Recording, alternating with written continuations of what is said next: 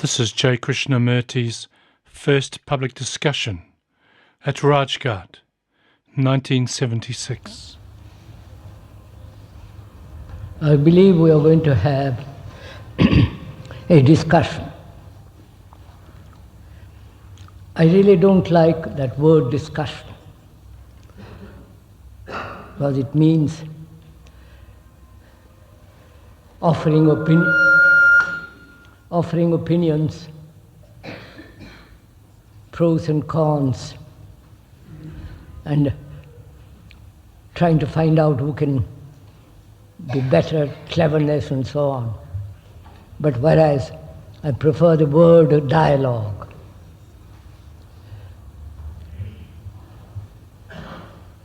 Conversation between two people who are friends, good friends, who are deeply concerned about their problems, and talk it over quietly, with dignity, with great affection, and penetrate into the problem so as to solve it. Saye. It'll come, sir, it'll come. What's sir? Right, sir. Shall I go on? Yes. No, you don't want me to go on in the darkness, do you? Make a rather mysterious thing of it.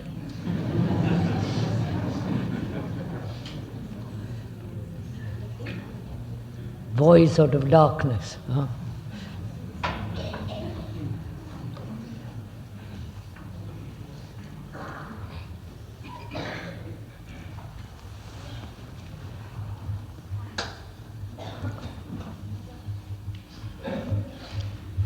So we are having a dialogue,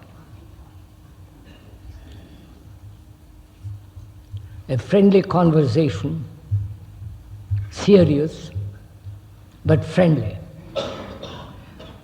between two good friends who are deeply concerned with their own problems and problems of the world and wish to resolve them. So we are in that relationship. We are both of us amicably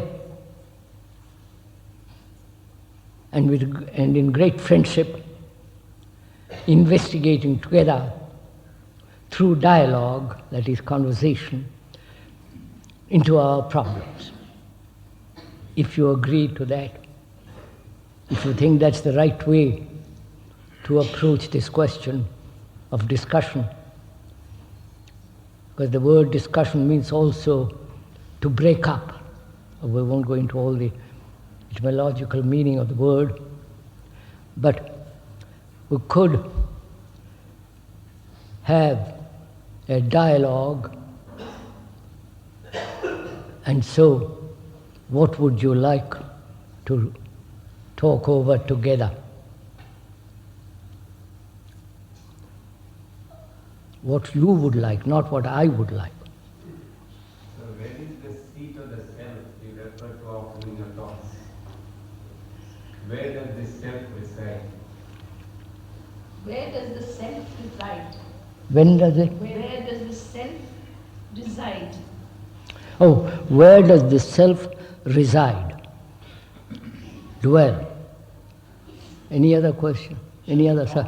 Relationship. What's that? Relationship.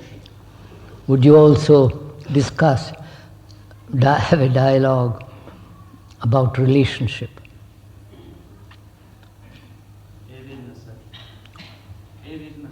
What's that? Awareness. Well, sir, let's put lots of questions. Let's see what comes out. May I ask please? Do animals other than human beings have any conception whatsoever of being and self, especially other animal forms, our nature, and other awareness? What's the question? I can't. Would you mind repeating it slowly? I can't hear. Since you raised the question of self. Question of? Self. Residing from self. Self. Yeah. Residing in animals. residing in an animal. Any other questions? What is this explosion from the center? What is the? Explosion from the center. What is the explosion from the center? Is there an end of all the miseries and problems after death of the body? Does all the human problems come to an end when one dies?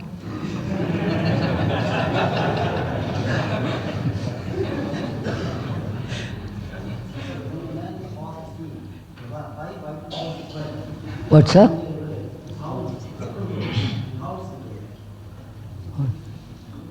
Again, sir. When man is fast asleep, the five vital forces, how is it controlled and who controls? When man is sleeping, all the five forces are working. Who controls that? Who controls the senses when it's mind is asleep? Is that really your problem of daily life? Where the self lives, who controls the senses? Is that your daily problem? As that gentleman said, relationship is a problem. Human daily problem. Not where the self lives that you can speculate on and have a lot of fun with it. But we are, as we said, pleased that we are two friends talking over our problems, our intimate daily problems. What's the way to jump from thought to thoughtlessness? What? What is? What's the way to jump thought to thoughtlessness? From thought to? Thought to thoughtlessness. No thought. From thought to no thought. From thought To thoughtlessness. to thoughtlessness. Aren't we rather thoughtless now?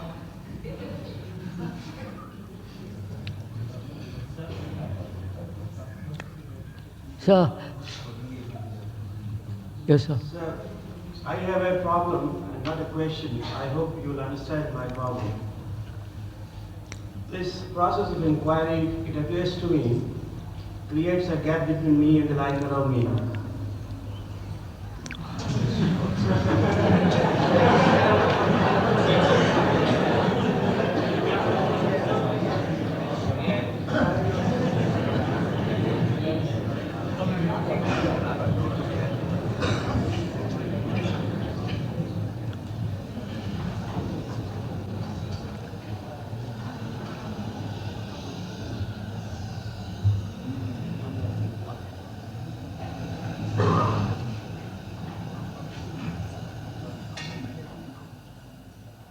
What were you saying, sir?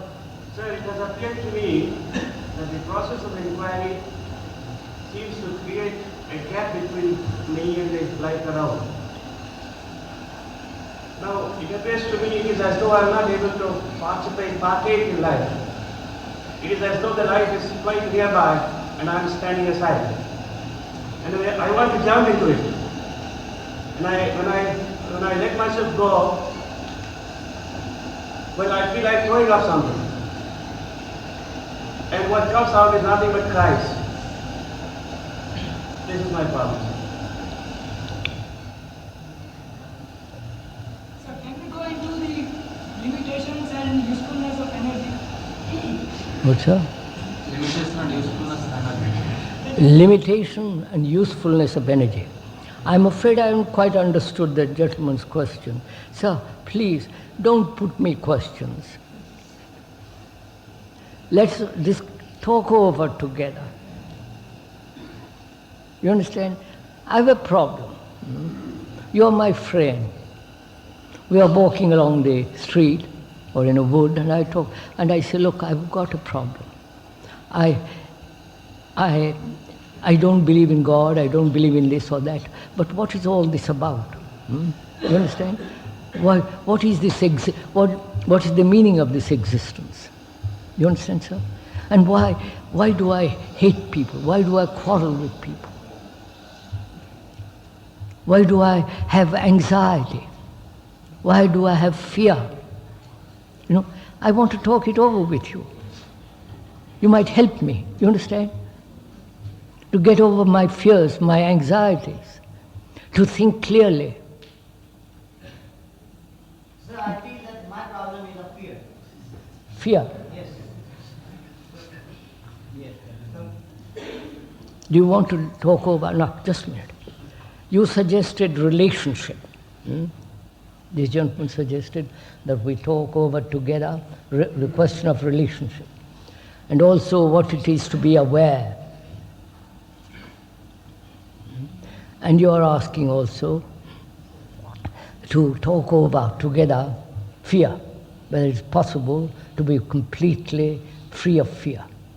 That's right, sir? Is that right, sir? Yes, I think it's right. What? It's right. What? That's right. That's right. Now, which shall we choose? Take these three important questions: awareness, relationship, and fear. Which is our problem, fear and relationship, right? We quarrel with each other. We are dominating each other. We are competing with each other. We are jealous of each other. And there is violence between you and so on. You follow? So, what do you want to discuss? Talk over together. Relationship, awareness, and fear. You please think about it and tell me, let's go into what? Sir, with regards to fear, I know if I would come to a physical precipice, I would move instantly. But this concept of the danger of thoughts, I can understand that, but I'm not moving from that. Shall we discuss that, sir? Fear. How to remove fear? Huh? How to remove fear? Not how to remove, you see. To understand the nature of fear, how fear arises, what is its effect, not how to remove fear. Not how. The more, when you use the word how, you want a method, don't you? The how, tell me how to drive a car. Teach me how to drive a car. That means you teach me and I'll follow it. But here we are two friends. You're not telling me, I'm not telling you.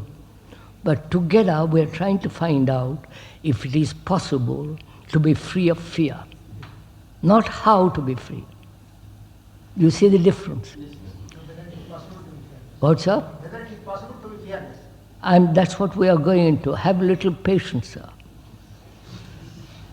So, we are going to talk over together as two friends who are very concerned, seriously concerned with this question of fear. So, how would you inquire about it? What would you say if I'm your friend? What would you say to me? How would you begin? What would you say to me if I'm your friend? Go on, sir. What is fear? Would you say that to me? Please don't laugh. Watch your own. Be aware, the gentleman asked. Be aware of what you are saying.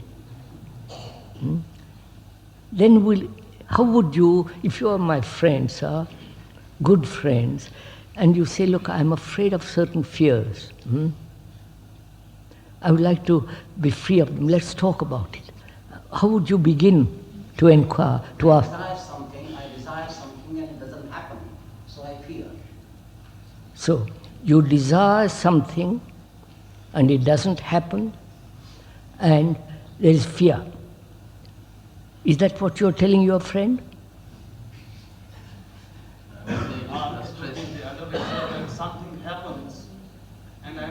and there's an element of fear. So we may ask the reason. So, just a minute. Have you fears? Huh? Yes. You have fears, haven't you? Death. You have fears, haven't you? Why are you so silent? Huh? What's that? Death, we have fears. Why don't you say, I have fears? What are you frightened about? We have taken it for granted. I have fear. We have fears. Now I say, what kind of fears? Is it physical fears,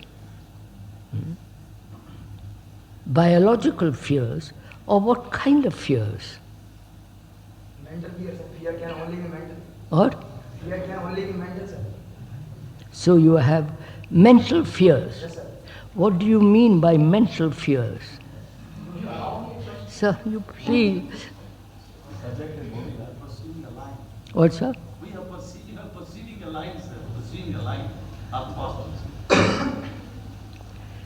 Look, I want to talk over with you. I'll talk over. You're my friend. I'm supposing I have no fears. And I mean it, I have no fears. I just come to you as a friend and I say, look, old man, I've got an awful lot of fears in my life. I'm afraid of tomorrow. I'm afraid of darkness. I'm afraid of my wife running away with somebody. I'm afraid of losing a job. I'm afraid of not making my life a success. I'm afraid of what my neighbors say. I'm afraid of so many things. What am I to do with them? I'm talking over with you. What am I to do with them? Right? The first reaction will be to pat you on the shoulder and say that please don't be worried. And then if possible, I will try to take care of you as much as possible. All right, sir. You have patted me on the back and said, old boy, bear up with it and carry on. But you're not my friend then. That should be the first reaction. No, sir, not first. You're not my friend. I want my fears to be resolved. You don't pat me on the back and say everything is all right. I'm in tears about it. I'm anxious to be rid of it. So don't kind of boyishly pat on my back. It becomes rather silly. So I say to you, I'm frightened. I'm frightened of losing my wife. I'm taking that example. One. And she might run away or dominate me and so on, so on. How am I to deal with it? You understand? That's my problem. I come to you. Or I don't believe in God. But everybody else around me believes in God. And I'm frightened of those people who will believe in God, that they will take away my job. Right? You understand? So I'm frightened. I'm also frightened that of this immense thing called death. I'm also frightened of not being something. You understand? Not becoming something. So I have all these fears in me. So how will you help me to understand this and go beyond it? You understand my question? I come to you as a friend and I say, I've got this bundle of fears. Help me by talking it over together so that at least I can get rid of some of it and perhaps I'll be able to get rid of all of them. Right? So talk to me that way. Will you? I myself have not got rid of my fears. How is it possible for me to help them? So you are asking, I said, suppose, I said.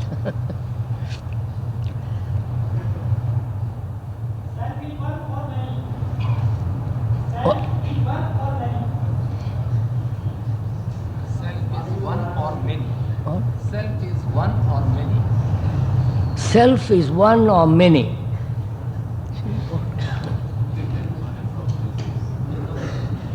That's the answer, sir.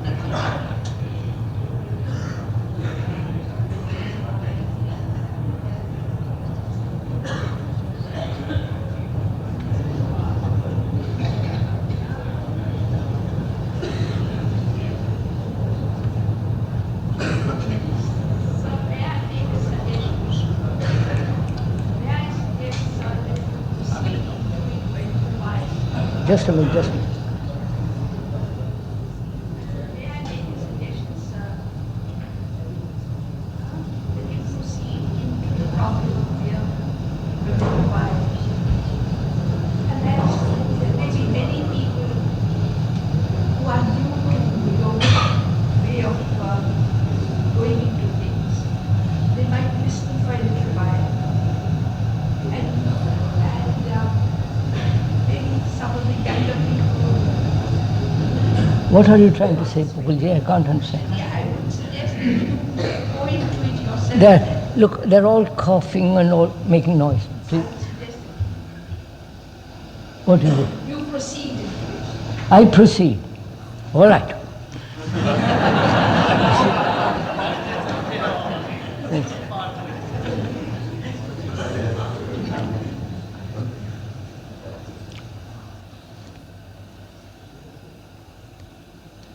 Sir, will you listen?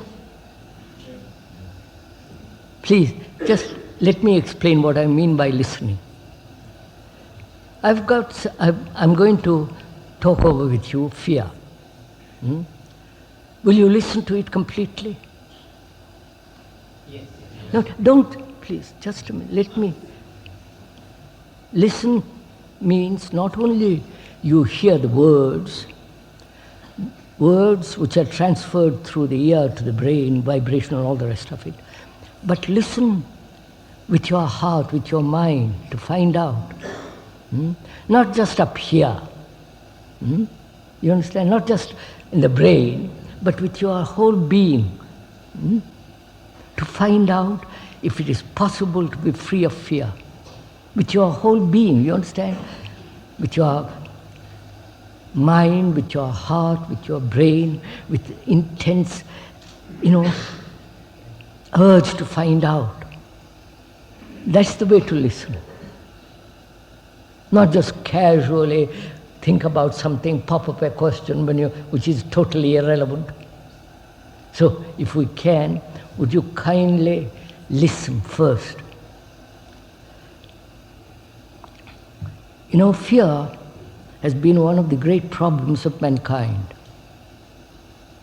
They have never been able to solve it. They have escaped from it. When there is fear, they run away to a cinema, pick up a book, or resist it by quarreling with somebody. So they've never gone into themselves and see if it is possible to be free of fear. To be totally, not casually, not superficially, but deeply, at the very root of one's being. You understand? Deep down. That's what I'm going to do. I'm going to talk about it that way, because to me it's immensely important that the mind, which includes the physical organism, the heart, the brain, the totality of one's being, that's the mind. For me, that's the mind. The intellect, the emotions, the senses, all that is contained in the mind. And I want to end fear. I want to find out. Because I don't want to live with fear. Fear means darkness. Fear means violence. When I'm afraid, I become violent. When I am afraid, I tell lies. When I'm afraid, I become crooked, hypocrite. You understand? So I want to be completely free of fear. Not only consciously, But deep down, you understand are you following this? Both biologically, that is physically, and as well as psychologically, inwardly, inside the skin as it were. I want to be completely, totally free of fear. Right? Now, I'm going to find out if it is possible. I want one thing, it may not be possible. You understand? I may want to be the Prime Minister of Russia, but I can't be. So, I want that, but it may not be possible. So, I start with the possibility that I might never be free of it. You understand? So, I have a mind that says, that examines very, very carefully. I don't want to be deceived. Right? So I must be very careful when I look at myself and find out why I'm afraid. Right, sir? You're following this? Do please. So, first, I must look at myself, mustn't I? I must look at myself and see why I'm frightened. So how do I look at myself? You understand my question? In what way do I look at myself? That's very important, isn't it? Isn't it? You're all doubtful. Isn't it very important when I am looking at myself, what is the cause of fear, whether it's possible to be rid of fear, I must discover how I look at it, right? But if one is afraid of looking at oneself, What, sir?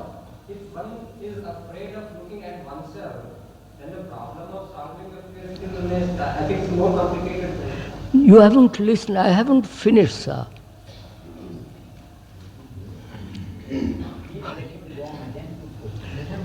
As I said, as Mrs. Jayakar pointed out, please you go ahead and talk about it, which is what I'm doing. I'm going into it. Have patience so that we can communicate with each other later on. First, listen. And then you can say, look, you're totally wrong. You don't know what you're talking about. That's all right. But first, listen.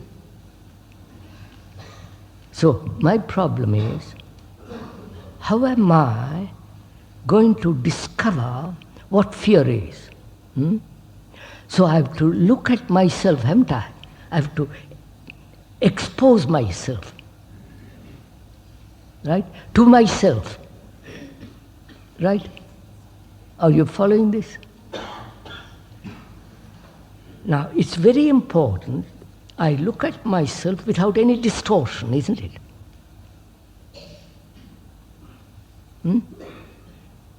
If I am prejudiced about myself, I can't look at myself clearly. If I think I'm a divine being, I look at myself rather crookedly. Or if I say I'm purely materialistic entity, that's also another conclusion and therefore another distortion. Right? So my mind to observe what I am must have no quality of distortion. You know, sir, when you are a scientist, if you are a scientist, if you come to the microscope with a conclusion, with a previous opinion, then what you see will be discolored, right? So you must come and look at that through the microscope with a mind that has no conclusion, no opinions, no hypothesis, just looks to see what actually is. Right? Right, sir? Are you understanding each other? Or am I just talking to myself? We understand. Huh? We understand. So, to look at myself, I mustn't have any conclusions about myself. Right? that there is divinity in me, there is the higher self in me, there is the self, where is the self, where is the not. I must be able to look, right? I wonder if you see this, right? So, I am looking at myself. I can only look at myself when I am reacting, isn't it? I reveal myself, what I am not, whether I'm angry, whether I'm jealous, when I, in the area of relationship, right? In the area of relationship, I can discover what I am. So, relationship becomes tremendously important. Not only is it the basis of all society, but in investigating my fear, I discover how extraordinarily important it is, relationship. Because that is the mirror in which I see myself, right? I can't deceive myself when I get angry. That mirror shows I'm angry. I can explain it away. I can say, well, I'm angry because she said something to me, or this and that. So, relationship is a factor in understanding fear. You get the point of this? Right, sir? How am I to know whether you understand or not if you all sit quiet? Well, I understand it through your talks, that my fear is, I feel that I can live my way, the way I like. Can you? If I start living my way, what will happen to my parents and... Can you live your way? Yes. Huh? Can. You can? Yes. I wonder.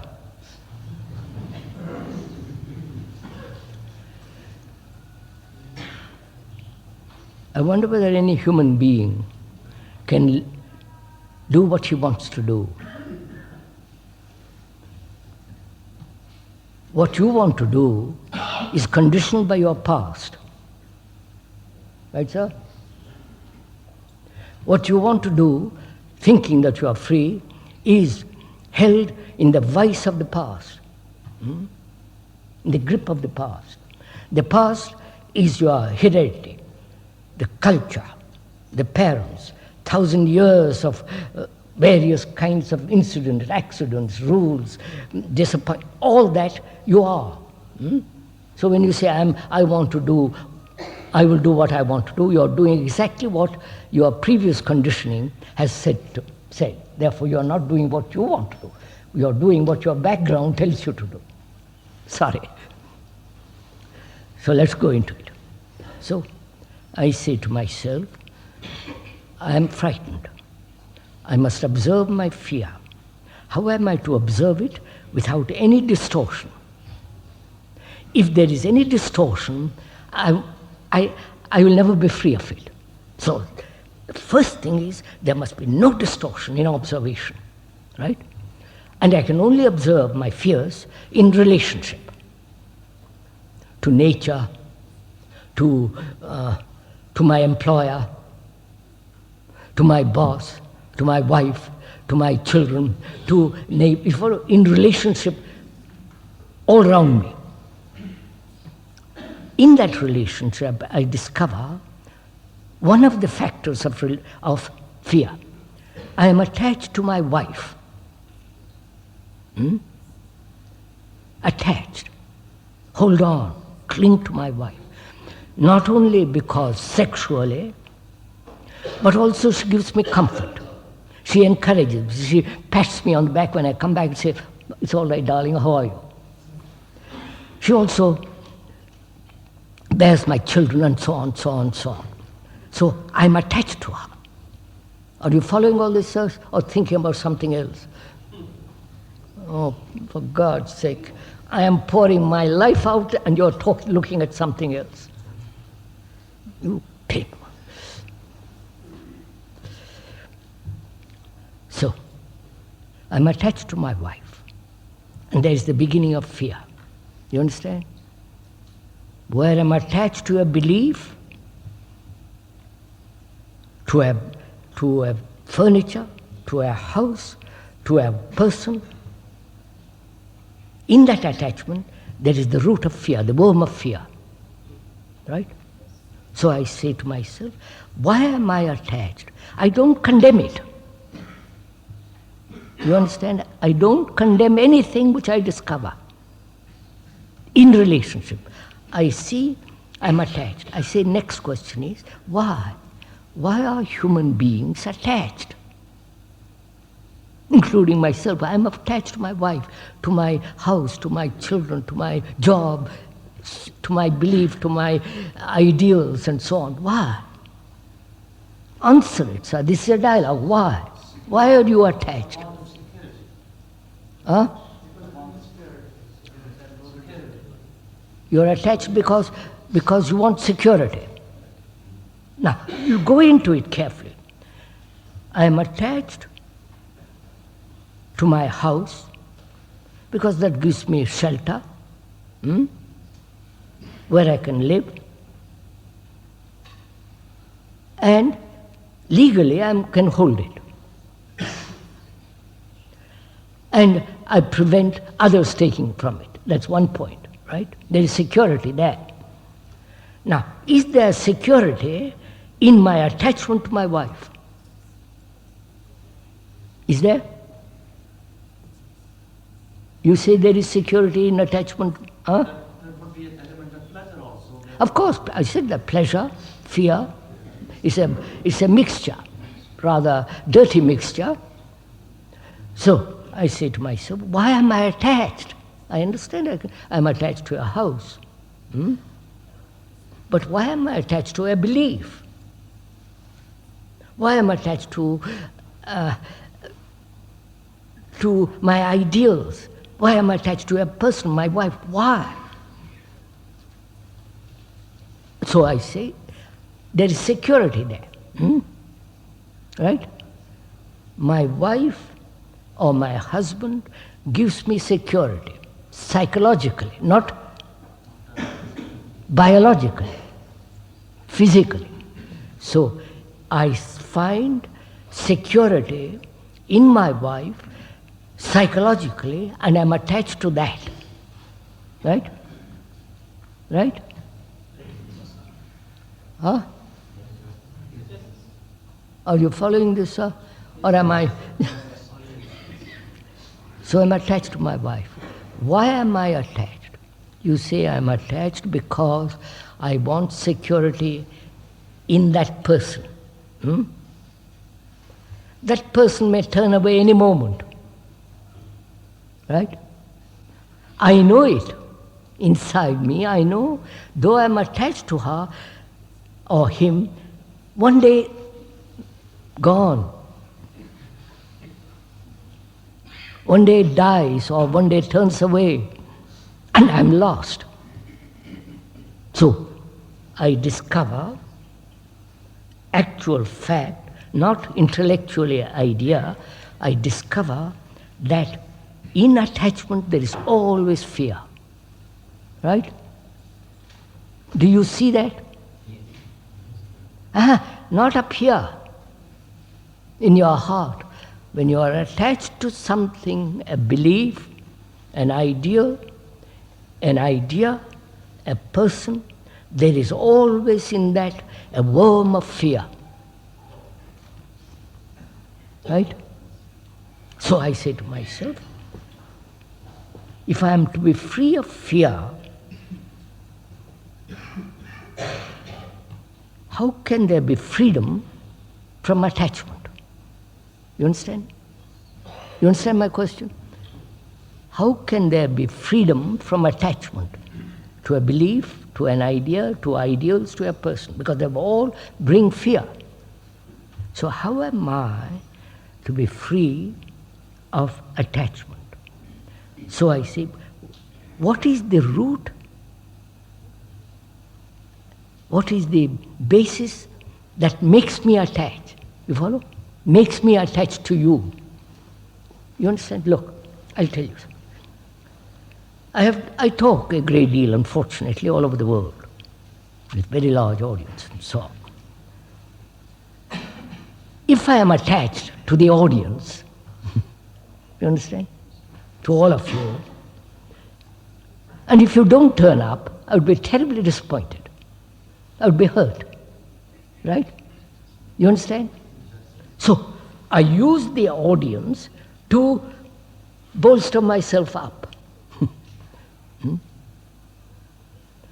So in that there is fear also.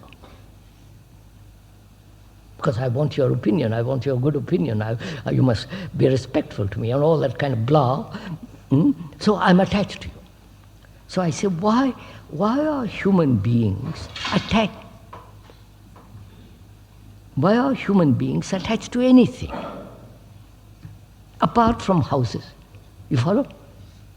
Attached to their knowledge, to their position, to their prestige, to their, and all the rest. Why? So I say, am I attached to my house, to my wife?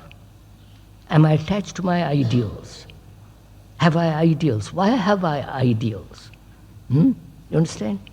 Who created these ideals to which I am attached? You understand all this? You are following all this? So, is it I am frightened to be lonely by myself? You understand?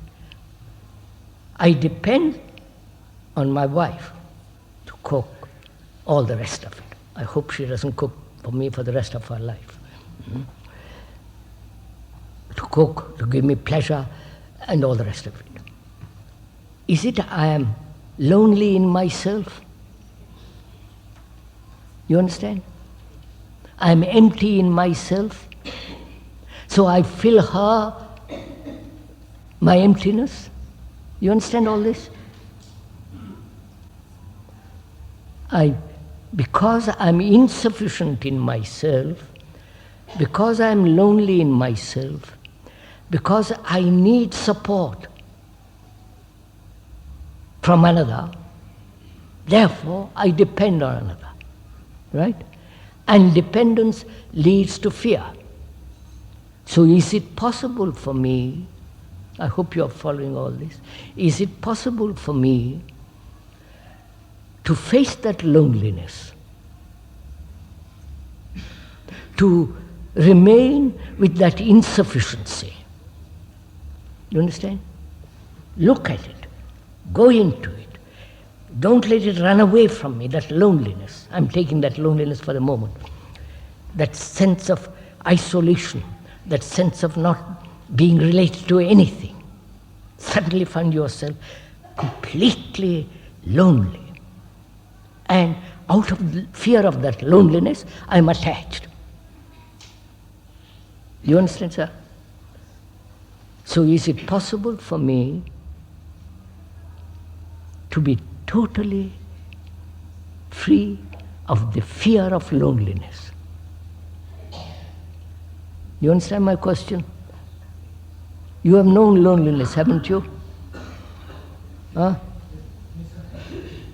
God. You are asking questions, this why this taking loneliness within us is almost a part of the human condition. And however much I might... Yes, it's part of human conditioning. You are saying, of course, sir, this is a dialogue, you can question me. Now, it's part of my conditioning, right? It's part of my conditioning. So how am I to, is it possible to be free of my conditioning? I don't accept a thing about myself, that it is permanently conditioned. It's part of my nature, therefore it is irrevocable. It cannot be changed. I say, I'm a human being. Anything that can be changed must be changed. So I look at myself and say, I'm lonely. Why am I lonely? I don't say it's human nature. It's part of my conditioning. I say, I'm lonely. What? That's a fact. Right? That's a fact. I can't escape from it. I might run away from it. I might cover it up. I might say, my wife is the most important person than me. But that loneliness remains. So that's one of the causes of fear. Right? So I said, now, what is loneliness? How does it come about?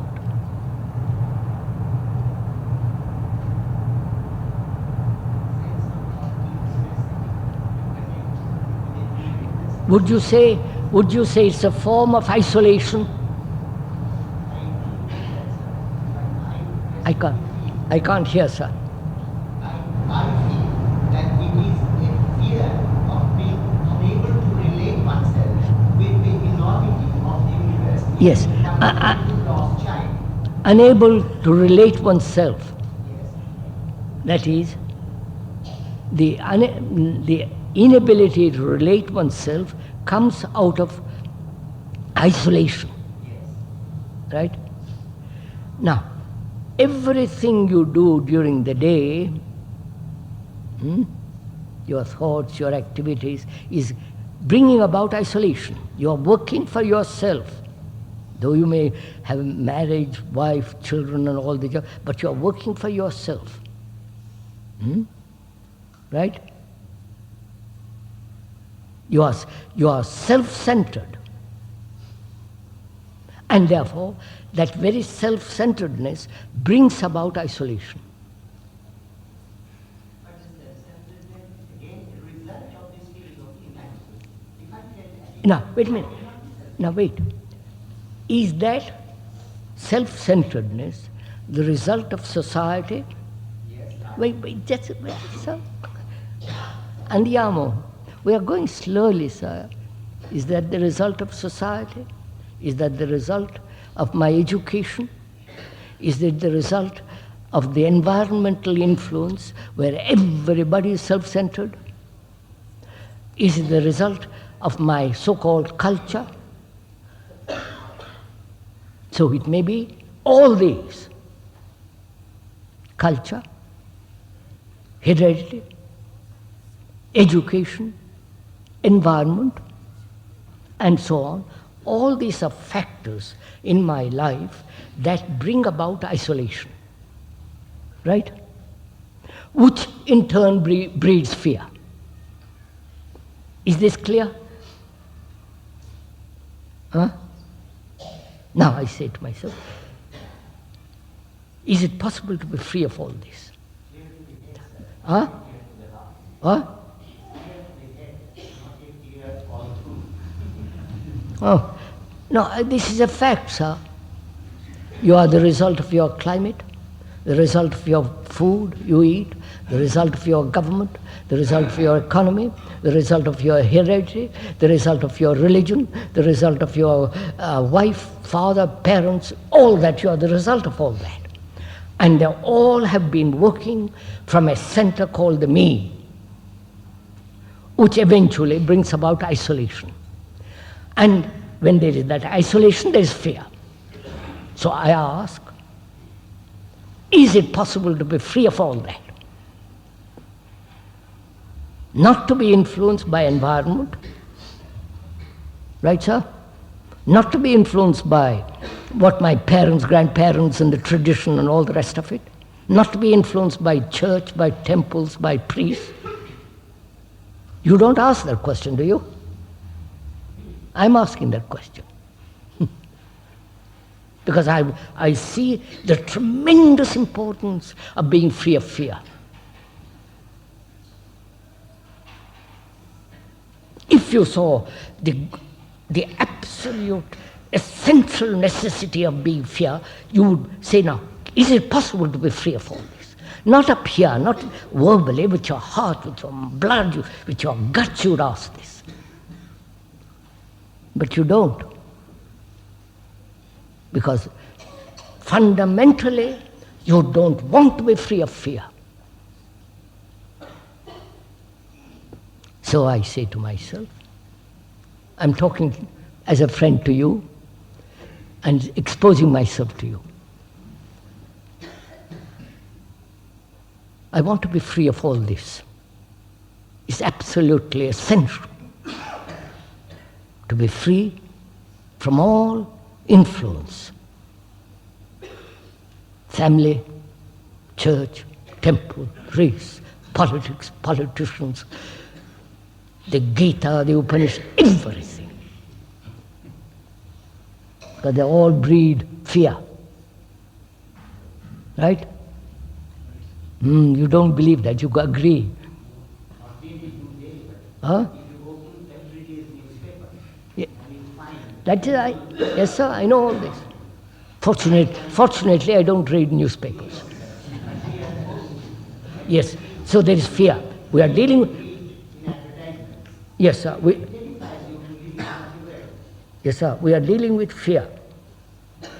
And a man who is serious, who is concerned with humanity, who has love in his heart, he says, as long as there is fear, there is no love.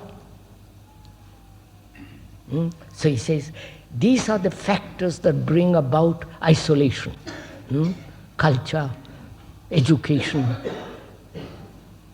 environment, politics, and all the rest of it. Is it possible to be free of them all?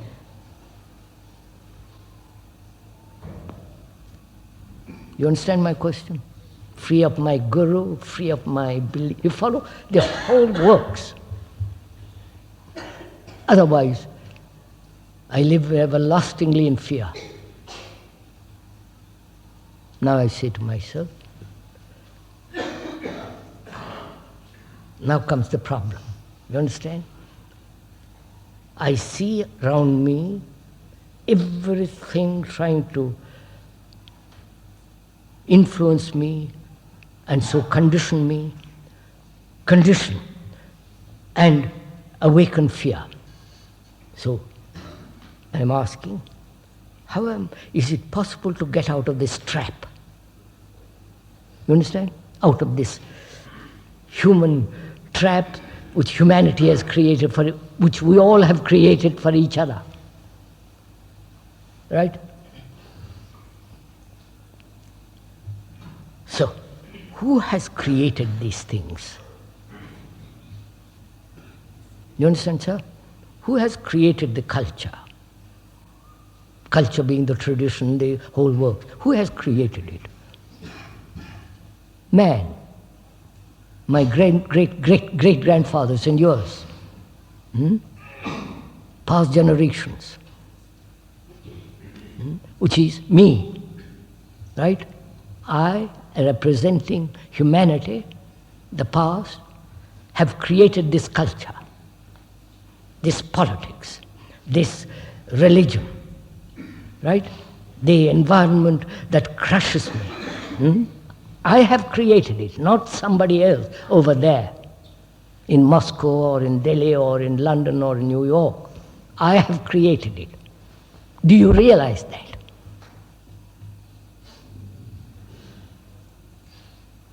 That's your problem, sir.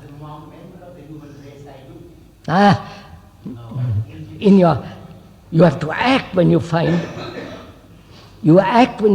that you are responsible for that.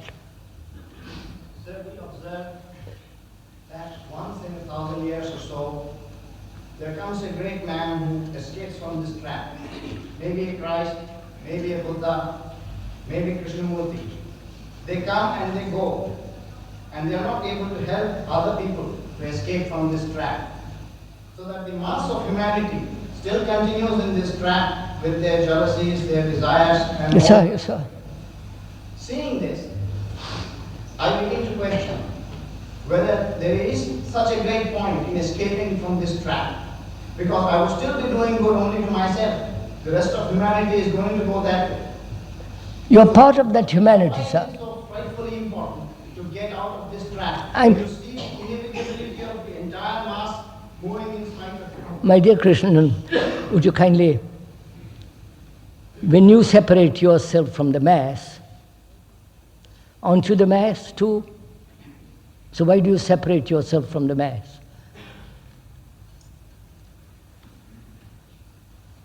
Because the... Huh? I don't state of fearlessness.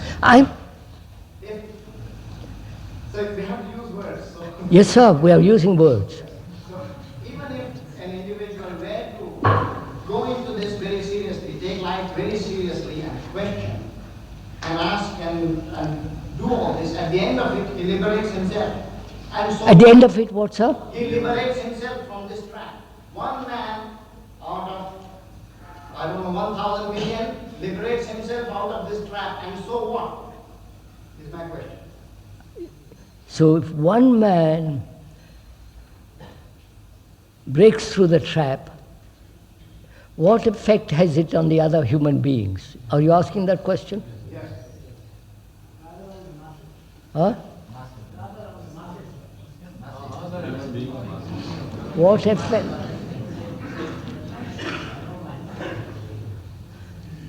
You escape from that trap.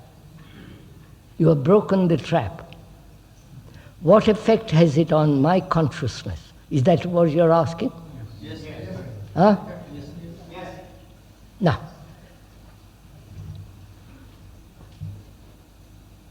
am I not having an effect on your consciousness? I hope so. That is not good enough answer. No, sir. Please, sir, do pay little. Look, we are human beings. You're caught in the trap. Like a rat caught in it. And if you see the importance of being totally free from fear, then you do something. You don't say, well, what does it matter if I affect the world, the masses, or not? You have got this immediate problem in your lap, and you do act. You're not concerned about somebody else. Right, sir? You are in a trap, and that trap is very painful. At that moment of great pain, you don't say, is it going to affect mankind? You break that trap. So, forgive me if I got... How to break it, sir? Huh? How to break it?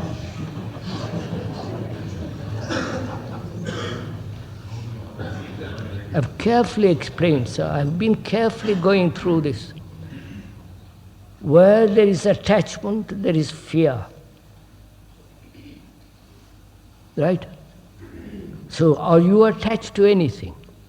What are you attached to? Your wife, husband, to your children, to your job, to your this and that.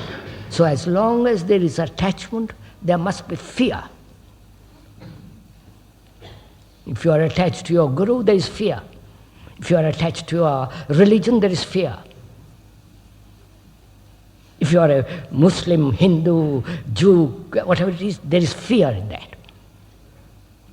So, fear is, as we said, you are attached because you are isolated. You feel totally isolated. And out of that isolation, you are attached. And therefore, I say that isolation is the everyday activity of your life. Right? Because you are self-centered. Call it by a different name, selfish. So you are self-centered. Is that self-centeredness created by society? We ask this. By religion, by education, by ordinary technological work. All these are factors that create that self-centered activity. Right? This is fairly obvious.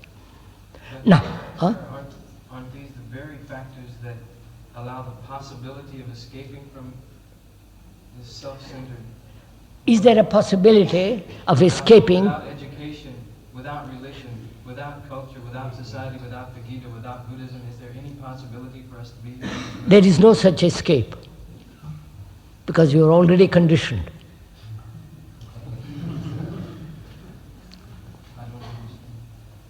You're already, if you are a Christian, you may be disown Christianity. You say that's all nonsense. But your other factors are there which condition your brain, your mind, your heart. So please, let me finish this. So, is it possible? Please do listen. It's for your sake. Do please listen. Is it possible to be free of all these cultural, educational, environmental, political, religious, all that influence, which bring about self-centeredness, from which arises isolation, out of that isolation attachment, and attachment fear. You follow the chain of it? So, is it possible?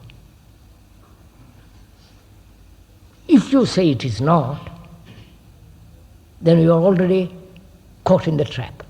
You are already there and you remain there. You say it's not possible.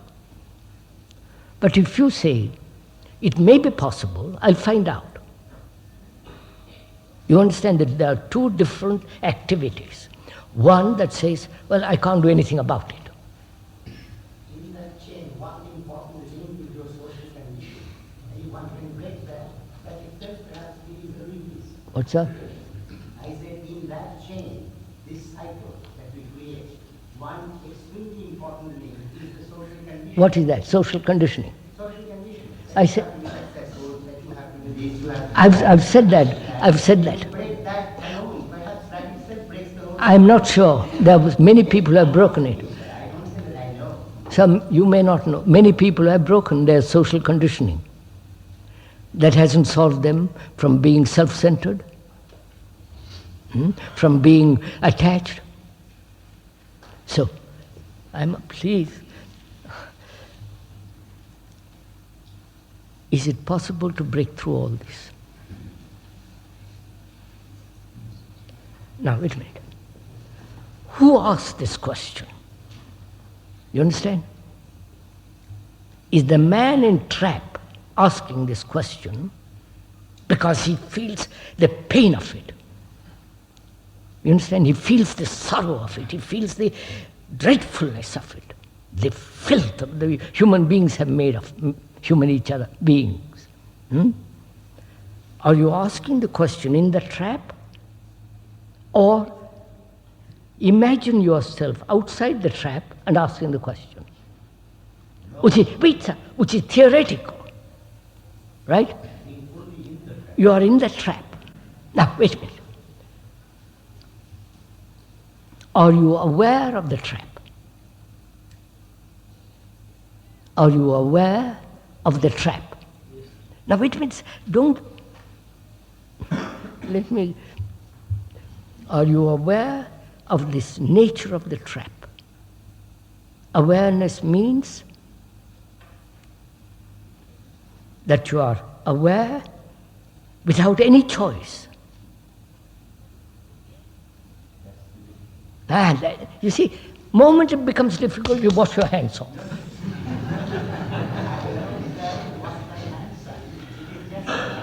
I'm going to, sir. Give me a chance. Look, sir. We have talked for an hour. We have just talked for an hour. Please listen to me for 2 minutes.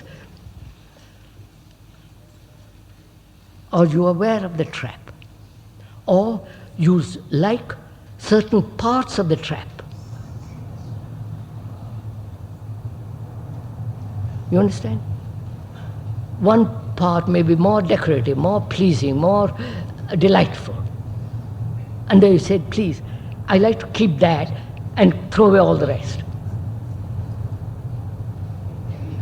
But listen to it, please listen to it. What are you doing?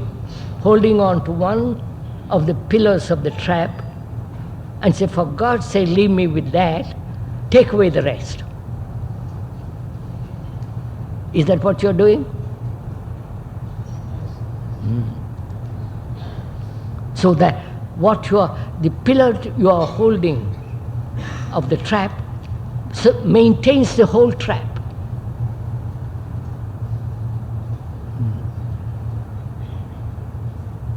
Right?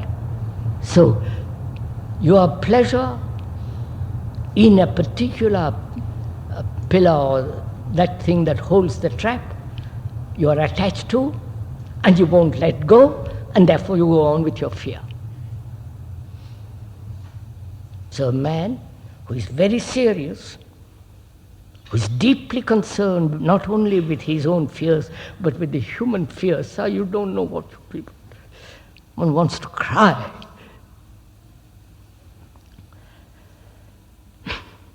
Sir, I was taken to a hospital once by a psychologist, psychoanalyst in America, where very few are allowed. He was a doctor there, and he took me. And you saw people from the war without arms, without legs, without eyes. Right? You saw people, just the body. You see? And we are responsible for it. Don't fool yourself.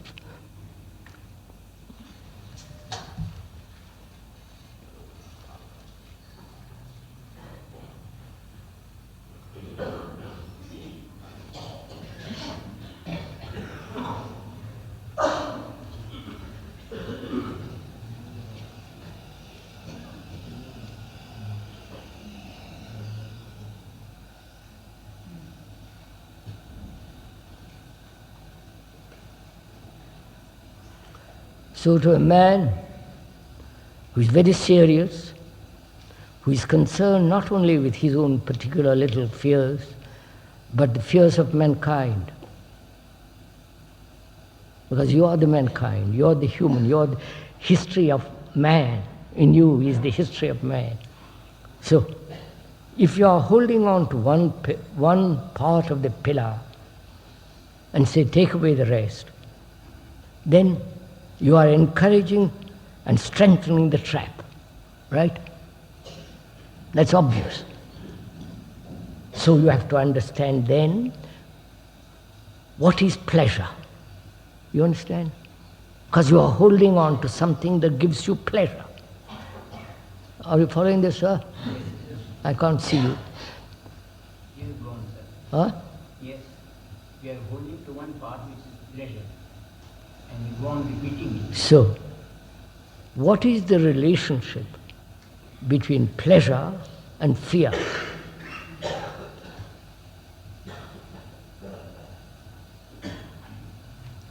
Of losing the pleasure. What's that? Of losing the pleasure. You don't want to lose the pleasure. I am asking you, sir. Most of us... Can we not go beyond separation with the help of a group or religion? Sir? What are you saying, sir? Can we not go beyond separation with the help of a group or religion?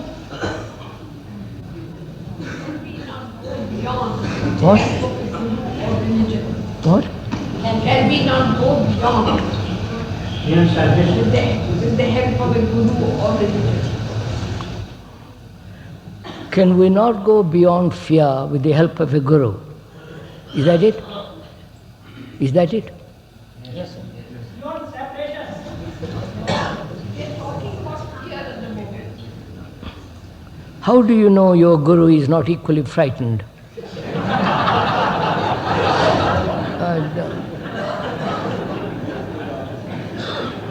Why do you, sir, why do you laugh?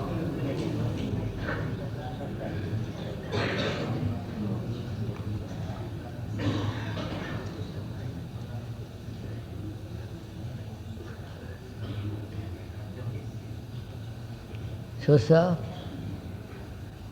if you hold on to one particular part of the trap because that's pleasurable, so you have to inquire into what is pleasure. You understand? You can't hold on to pleasure and say, please help me to get rid of fear. So pleasure may be related to fear. So you have to go, you have to investigate into the whole nature of pleasure.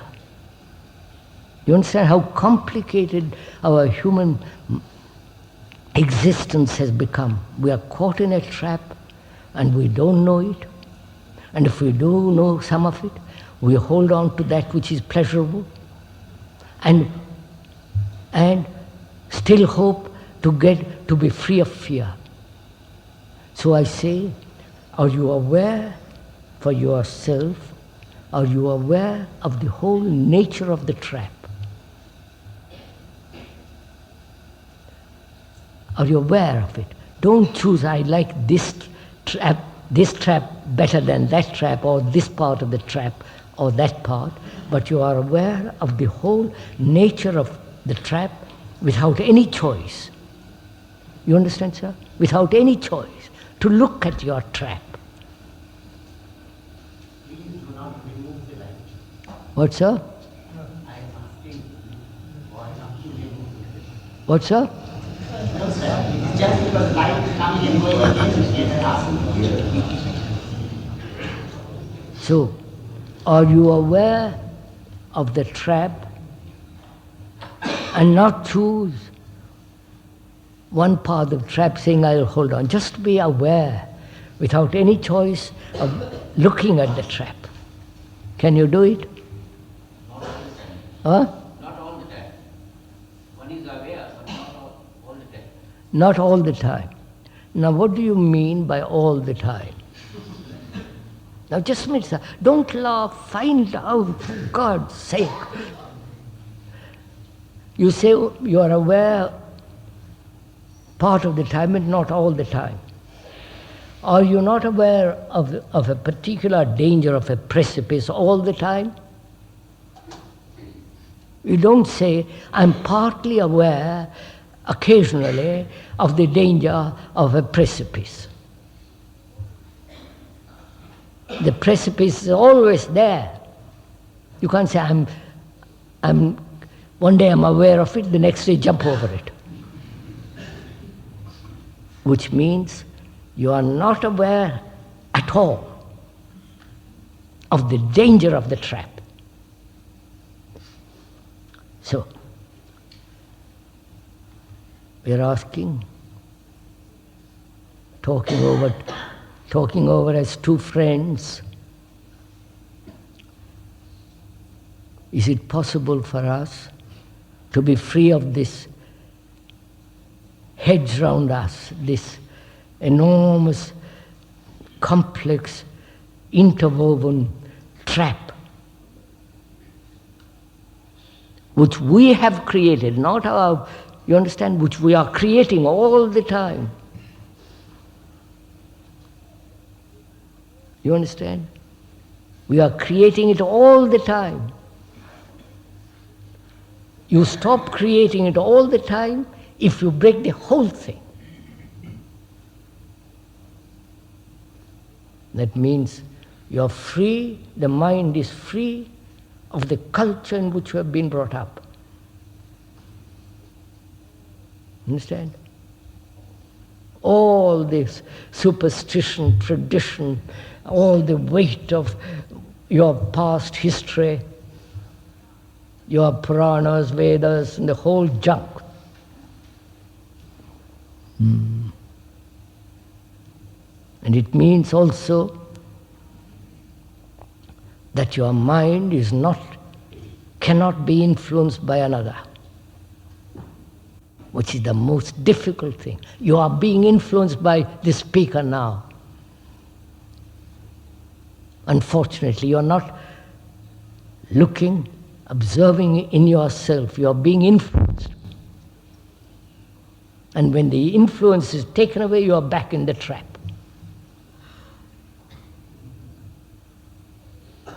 So, please, sirs, if there is the necessity and the urgency and the importance of being really completely free inwardly of fear, you have to face this trap. Sir, when I face the trap, I become utterly miserable. When you face the trap, The gentleman says, I become utterly miserable. Why? Because you hope that trap will give you pleasure, some release. The trap won't give you release because you have made it. It's part of you. You see, that's the difficulty. You put the trap out there and you are here. You are the trap.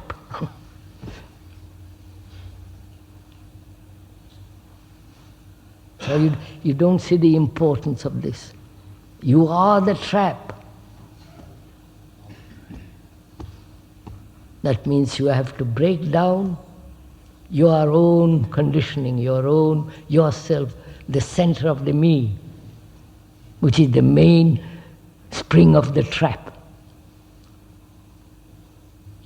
And it can be done. It can be done without a single breath of effort. Because the man who makes the effort to be free of the trap is creating further the trap. Right? Therefore, it must be broken. It breaks naturally without a single effort. If you are aware of yourself as being the trap.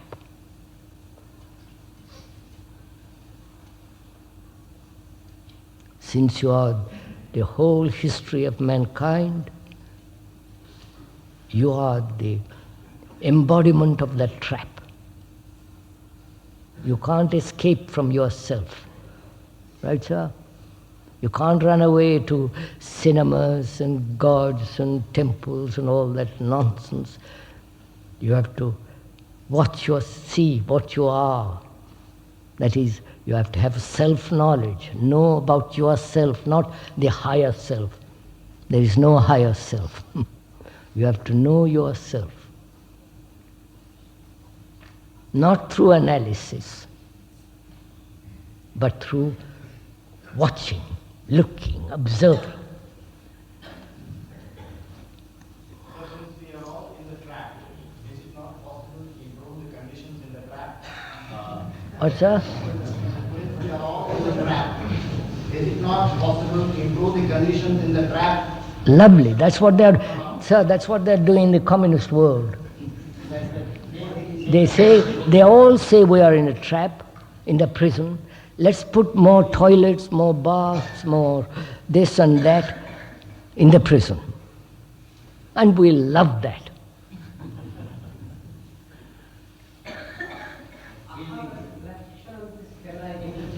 Oh, sir?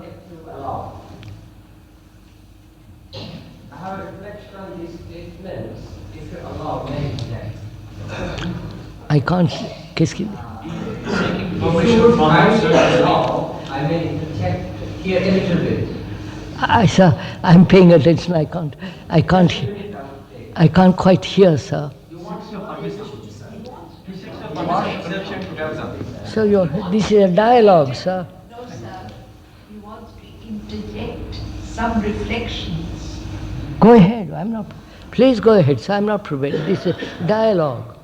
Listening to so many questions from so many varied people, I think they represent a bit of a cross-section of the society in this country. And whatever I have gathered from my own observations of Indians by and large, that they are extremely foolish people. What? What? I'm also Indian, you are also Indian. And I know the way you have put this question, they are extremely foolish act. And because they're basically foolish people. You might be scientists in the professor, I know people you are. And I know you think that you're as good sense that I don't know, Einstein or somebody else, but you speak like a foolish chap over here. That's what you are. What is he saying, sir? What?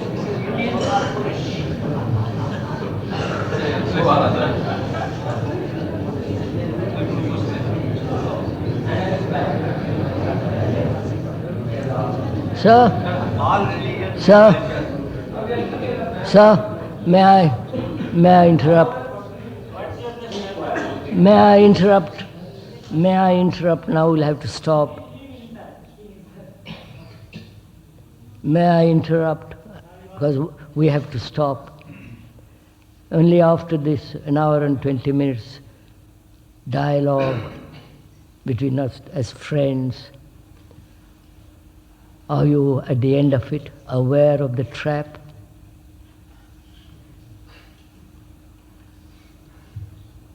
And that being aware of the trap, which is yourself, you're the trap. Not out there somewhere, it's in you, the trap. You have built it. And can you observe that trap without any choice? Can you observe it without any distortion? Distortion takes place when there is a motive. Right, sir? When you say, I must be free of that trap, it becomes a motive. Therefore, you're already distorted. So your observation becomes distorted. So can you observe the trap without... Can you observe the trap without any motive, without any choice? Just observe it as you observe a lovely sunset. Then the trap will tell you all its history. You understand, sir? Now you are telling the trap what it should do. You understand what I'm saying? But if you observe it quietly, without any motive, without any distortion, it will tell you the whole history of itself and dissolve. In telling, it dissolves itself. You understand? Do it, sir. You will see it. Right, sir?